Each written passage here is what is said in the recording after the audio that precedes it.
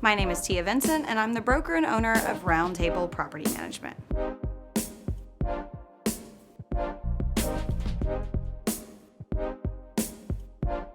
Oftentimes, when new homeowners call me, they ask me what is the process? What goes on? They've never had a property for rent before, and they really just don't know anything about the process. So today we're going to discuss what a year in the life of your rental property looks like. The first thing that we do is we get ready for advertising. You and I will discuss the comps for the home and come up with a good rental market price. And then we will get professional photos and 360 videos taken of your home.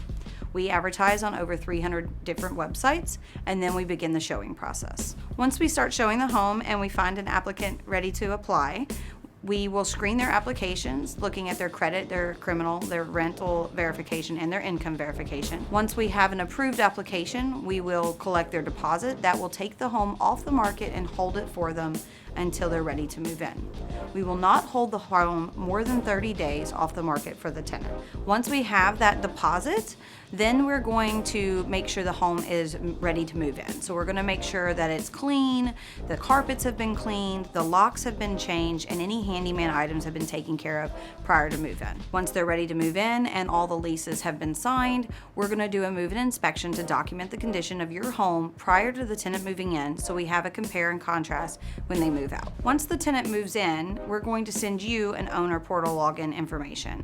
Here you can log in and you can see copies of your tenant's lease, copies of the move-in inspection, your owner statement showing money coming in your account and money going out of your account. If there's money going out, it will tell you what it was for, and it will have a copy of the invoice. Oftentimes with our handyman, we require that they submit photos as well. So you'll not only see that we sent the handyman, you'll see his invoice, and you'll also see copies of pictures of what he did. Now that the tenant's in there, we start collecting the rent on the 1st of every month, and we turn that over to our homeowners via ACH between the 8th and the 12th of each month. When this payment happens, you will get an email alert letting you know that an owner payment has happened, as well as an email alert letting you know that a new owner statement has been uploaded to your owner portal. During this tenancy, we're also going to be coordinating any maintenance. So anything that happens in the property that the tenant needs addressed, they're going to be calling us, or they're going to go into their own tenant portal to request maintenance. We're also going to be doing drive-by inspections. We do these every 6 to 8 weeks, and they're quite important because we want to make sure that the tenant is taking care of the outside of the house. Oftentimes, if the outside's not being taken care of, that's an indicator that we may need to go inside to take a look as well. We're checking things like if the lawn is taken care of, is there mail piling up, are the gutters full, are the tree limbs touching the roof or overhanging the roof, are the trash cans outside, is the mailbox okay? The list goes on, but we're checking these things to make sure the tenant's maintaining the home. Then 6 months come and it's time to do an interior inspection.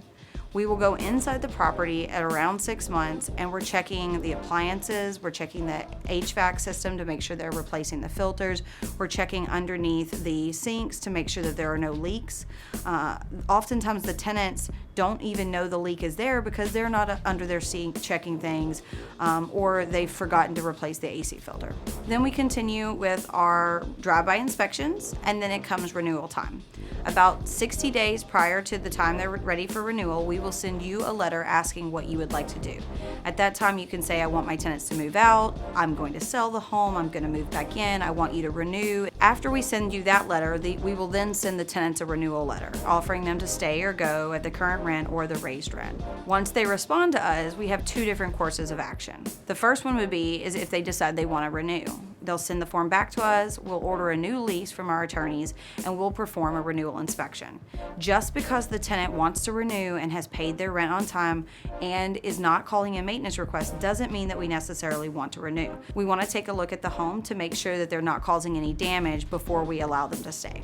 If they decide that they want to move out, we will start that move out process. Once they move out and return keys to us, we will perform a move out inspection and prepare the home to re-rent. At this time, we're going to send our carpet cleaners, our cleaners, the locksmith, all of the people we would have sent in the beginning to get the home rent ready again.